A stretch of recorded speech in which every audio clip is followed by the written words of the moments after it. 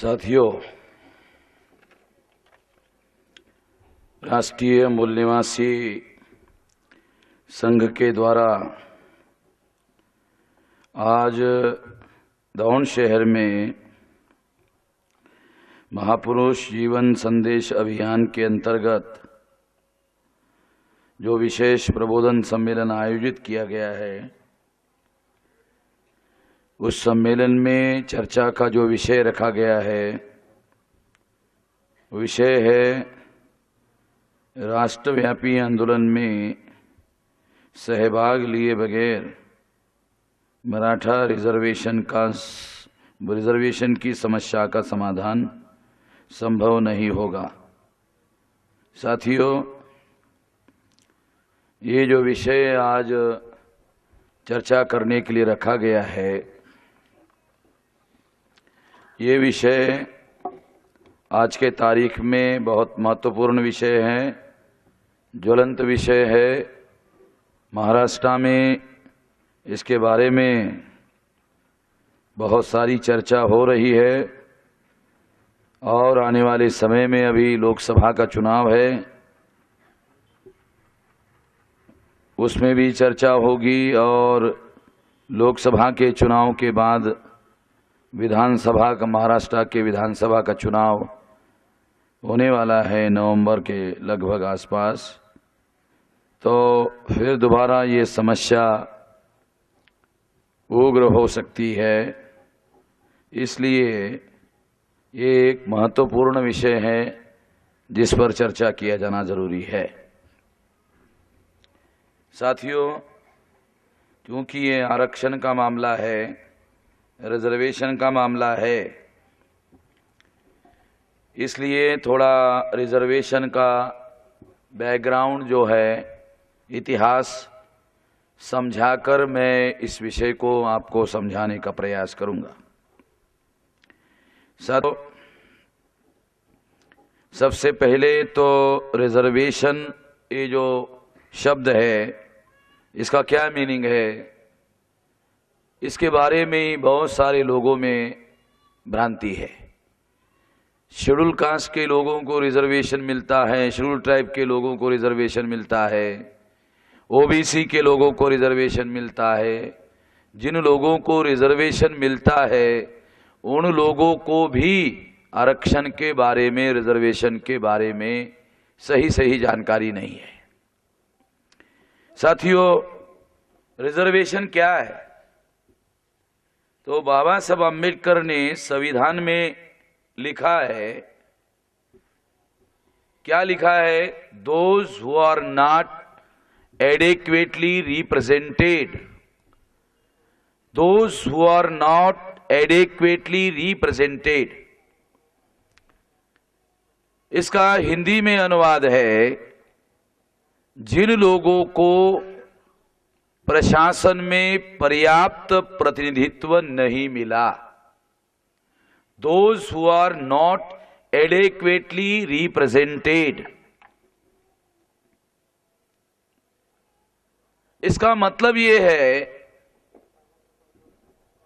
जैसे बहुत सारे अनुसूचित जाति, जनजाति, अदर बैकवर्ड क्लासेस के पढ़ लिख कर अधिकारी बने हुए जो कुछ लोग हैं, या जो लोग भ्रांति में हैं, वो ये कहते हैं कि ये आरक्षण कुबड़िया है, ऐसा वो कहते रहते हैं। उन लोगों को भी मालूम नहीं है, अगर उनको मालूम होता तो वो ऐसी बात नहीं कहते। और अगर ये कुबड़िया होती तो फिर बाबा साहब अम्बेडकर लोगों को और समाज को कुबड़िया देने का काम क्यों करते? क्योंकि कुबड़िया देने से, कुबड़ियाओं का उपयोग करने वाले जो लोग हैं वो हमेशा के लिए अपंग बने रहेंगे। तो बाबा साहब अम्बेडकर को क्या ये बात समझ में नहीं आती थी? समझ में आती थी, उन लोगों को समझ में नहीं आ रही है जो इनको कुबड़िया कहते हैं। बाबा साहब अम्बेडकर आरक्षण को रिप्रेजेंटेशन मानते थे, रिजर्वेशन को रिप्रेजेंटेशन मानते थे, क्योंकि संविधान सभा में जब रिजर्वेशन का मामला खड़ा हुआ तो कांग्रेस के लोगों ने इसका विरोध किया। संविधान सभा में जो डिबेट वॉल्यूम है वो अवेलेबल है, उसमें ये सारी बातें लिखी हुई है डॉक्यूमेंट में। उसमें कांग्रेस के लोगों ने, संविधान सभा में जो लोग थे उन्होंने विरोध किया, और विरोध करते वक्त जो कारण बताया कि इससे प्रशासन की कार्यक्षमता घट जाएगी, ऐसा आक्षेप लिया गया। तो बाबा साहब अम्बेडकर ने संविधान सभा में इसका जवाब दिया।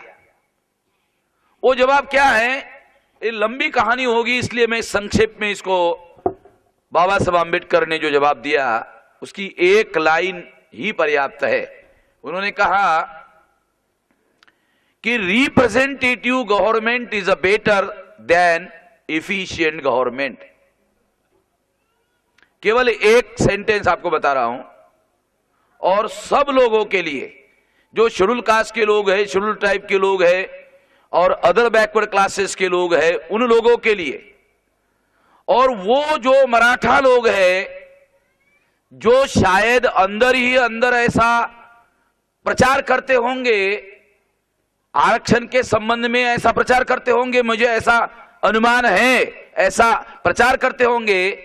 अरे आरक्षण की मांग करने वाले जो लोग हैं वो शायद हम लोगों को मार मांग बनाना चाहते हैं।